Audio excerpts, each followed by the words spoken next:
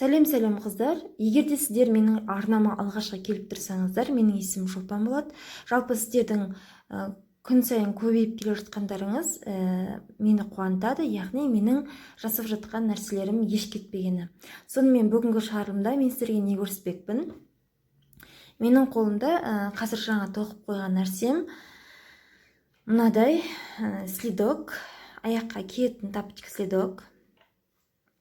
Яғни қыздар барлығымызда кішкентай кездерімізден қазірдің өзінде аяқтарымызға нәскиден көрі тоқымашы қыздарда әсіресе өзіміз тоқып алғанда жөн көреміз. Сонда мен үшін мына следок ылғи да тоқимын, бірақ жалпы маған мына следоктың өте қарапайымдылығы ұнады. Мінекей мына осындай жіп. Қазір мен сіздерге бұл жіп туралы түсіндіріп өтемін. Мінекей карамелька принт, құрамы акрил 100%. Мінекей сіздерге көрінеді. 50 граммда 175 метр. Бізбен тоқу ұсынылады. Сіздерге көрінсін.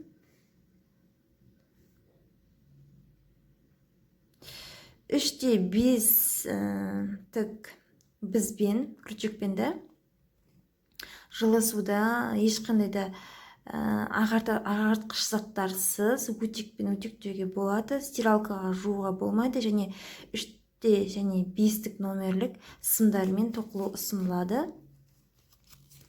Өкінішке орай бұл жіптің алынғаны өте көп болды.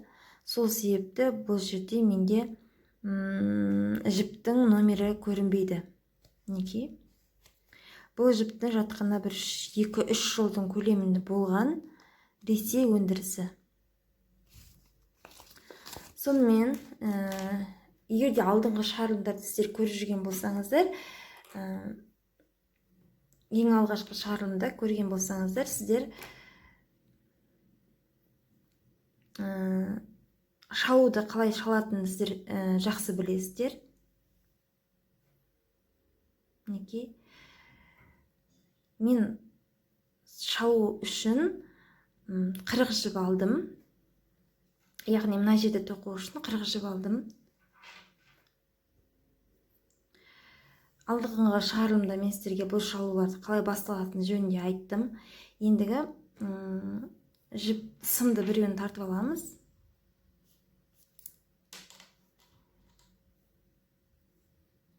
Одан соң тоқуға көрсеміз.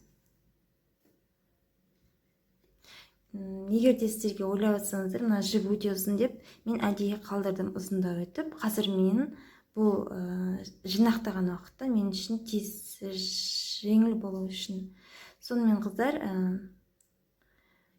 барлығында оң тоқимыз, оң әдіспен.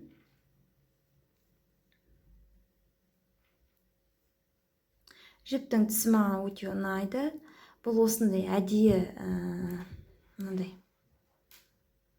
осындай әдейі араластырылып боялған жіп. Меланжы жіпті. Өте түсі әдемі.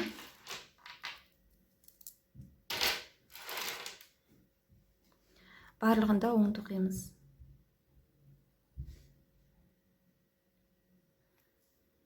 Оң әдісті өте жақсы білесіздер. Егер де менің арнама алғашқы келіп тұрған қыздар болсаңыздар,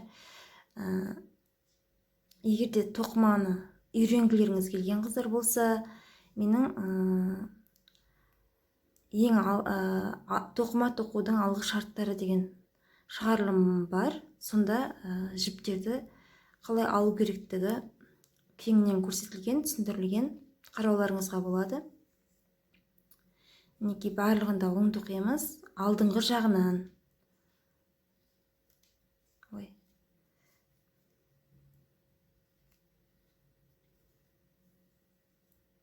Осылай. Екінші қатарды мынандай ұзыр болу үшін бұл жолда оңмен тоқимыз. Негізінде бір жағы оң, бір жағы теріс емес, екі жағында оң шалумен бастаймыз. Тағы да алдыңғы жағынан мінекей оң, оң, оң,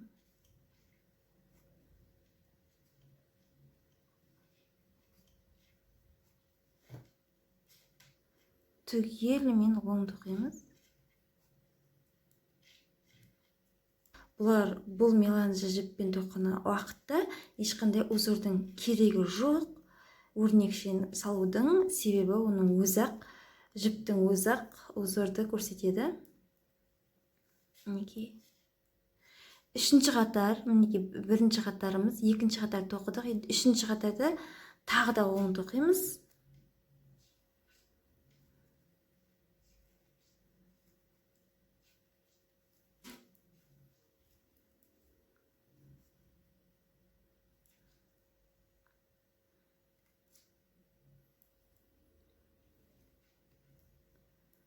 Егерде камерам анық түсірмей жатса, кешірім өтінемін.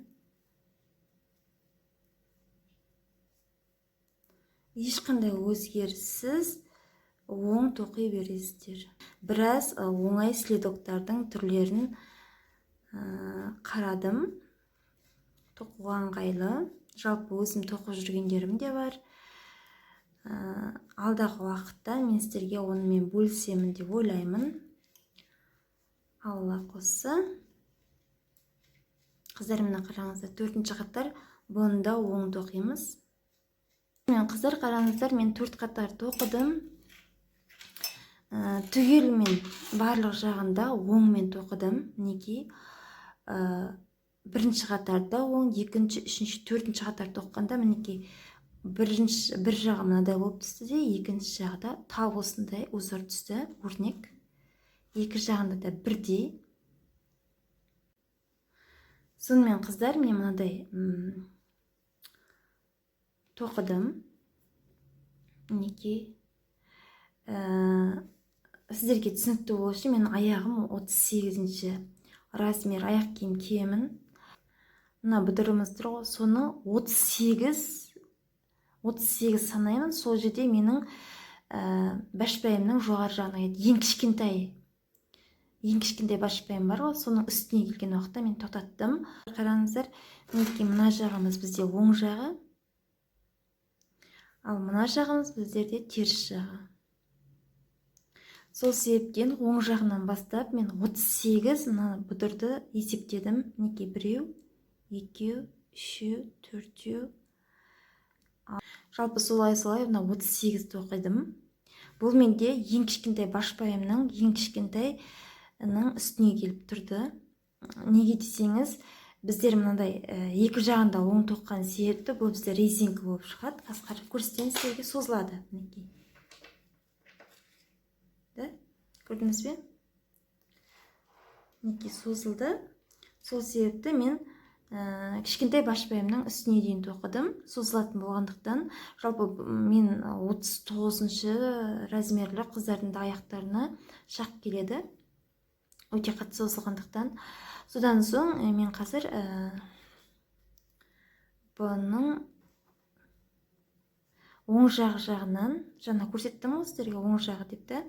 Сол оң жағынан мен бұны қолыма крючок аламын да, бізді алып, біздің көмегімен мен қазір өкшесін шығарамын.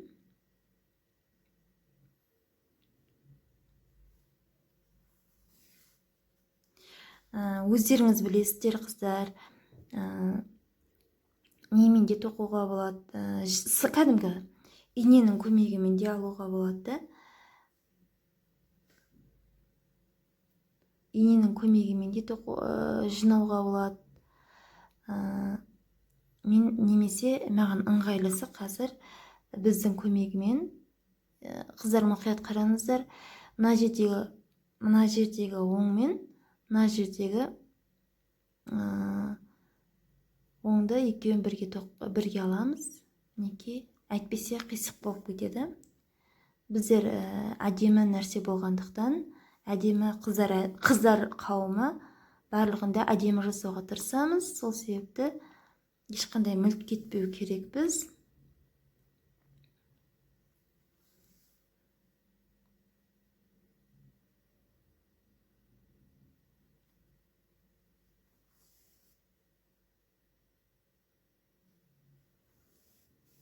береміз.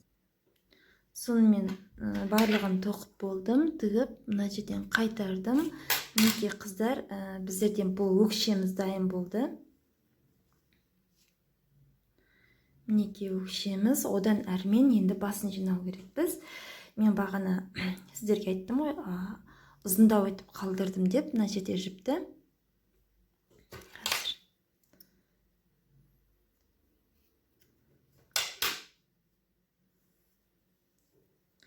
Ұзындау етіп қалдырдым, әдейі жіпті. Енді оған иннен өткіземіз. Қыздар, мінекей иннен өткіздім. Енді осы инненің көмегімен мен мына жерден шалулар ала бастаймын. Мінекей бірінші басында мен ең алғашқы тоққан уақытта мен мынаны полностью алып көрдім түгелімен. Содан кейін мына жерден алып көрдім. Сөйтсем басы өте қалың болып кетеді екен. Жинағанда қиын болды. Сол себепті мен ең жинаймыз ғой бағанада. Жинағанда мінекей мынандай бұдырлар шықты ғой. Сіздерге көрініп тұр ма екен, көрінбей тұр ма білмеймін. Қазір қарайын анықтап. Көрінді де. Мына бұдырдың алдыңғы жағынан алдым.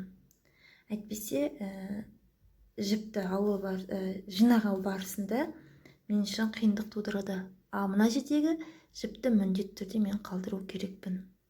Қазір жинау барысында мен үшін керек болады. Мінекей, мына жіпті артық былайынан қою керекпін. Мінекей, осылай қыздар. Ала береміз. Мінекей, бір жағынан алдыңғы жағынан, бір жерінен артқы жағынан ала береміз жинап. Түсінікті болып жатыр деп ойлаймын қыздар сіздерге. Қазір жинау нүктесінде кесеміз. Сонымен қыздар, барлығын алып болдық. Енді бұны біздер тарта бастаймыз, жинақтаймыз. Мінекей. Содан соң мен бағана айттым ғой, мынаны қалдырамыз депті. Мына жіпті. Содан мына қолымызда қалған иннені өткіземіз. Мінекей. Өткіздік. Енді еш алаңсыз жинай бастаймыз жіпті.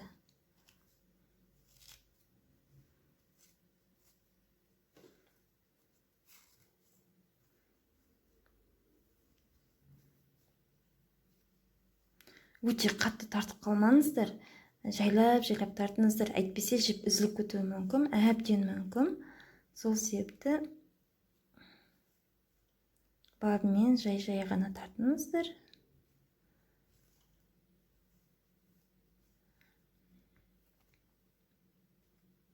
Бірдей етіп тіге бастаймыз. Мінекей, мына алдыңғы мына жерден ең шеткі шалымдардан, оң шалымдар тұр, мына көрініпті сіздерге. Сонымен екеуін қатып, мінекей, мына екеуін бірге аламыз.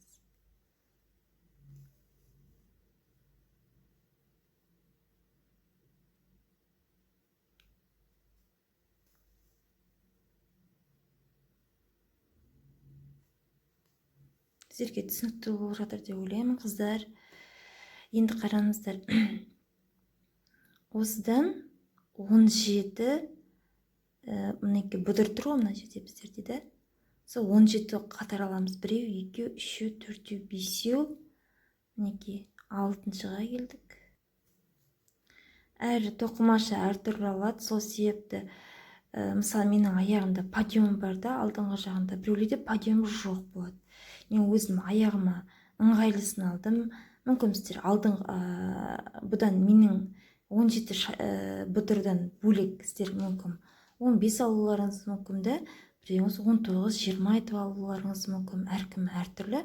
Сол себепті 1, 2, 3, 4, 5, 6, 7, 8, 9, 10, 11, 12, 13, 14, 15, 16.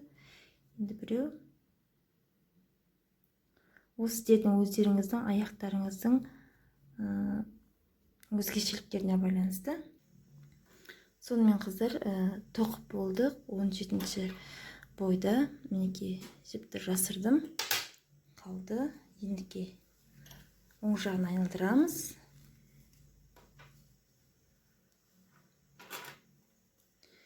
Мінекей екеуі бірдей болды.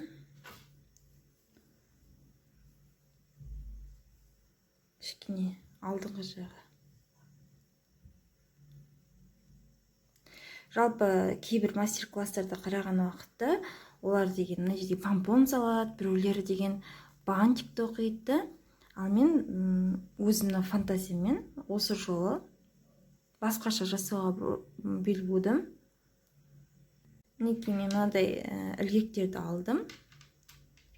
Осылар түстес, мен меланж жіптерім сияқты түстес көк және оранжевый қызғылт сары түсті ілгектер таптым. Қазір мен оларды тігемін. Тапочкам дайын болды. Маған өте ұнады. Аяғыма шақ, молмен тұр. Мінекей осындай. Әркімнің өзінің фантазиясына байланысты. Қыздар, жаңа ғана мен сіздерге айттым ғой, бұл жіп менде пайдаланылған 50 граммдық жіп депті. Мен сіздерге бұна жіптерді есептеуге толығымен менде мына кішкене ілгектер олардың да салмағы қосылады. Әйткенмен өлшеп көрейін. Шамамен қанша кеткенін. 37 грамм. Яғни 2 граммды ілгектер 4 ілгек алды десек 35 грамм. Жіп өлшеніп тұр мұнда. 35 грамм ол өлшеніп тұр. Айында қалдық жібім менде 15 грамм. Дұрыс, менде сонда бір пар следима менде 35 грамм жіп кеткен. Сонымен қыздар, ешқандай да қорықпай ала беруіңізге болады. Бір моток жіпті алсаңыздар, сіздер қорықпай бір следы тоқи аласыздар. Және артығымен қалады. Сонымен, егер де сіздерге менің тоқыған мынадай әдемі следоктарым ұнаса, лайк басыңыздар, өз пікірлеріңізді жазыңыздар. Алдағы уақытта мен сіздерге тағы да ұнайтын болса, ең оңай түрлі следоктарды көрсетуге дайынмын. Сонымен, сау болыңыздар. Пока-пока.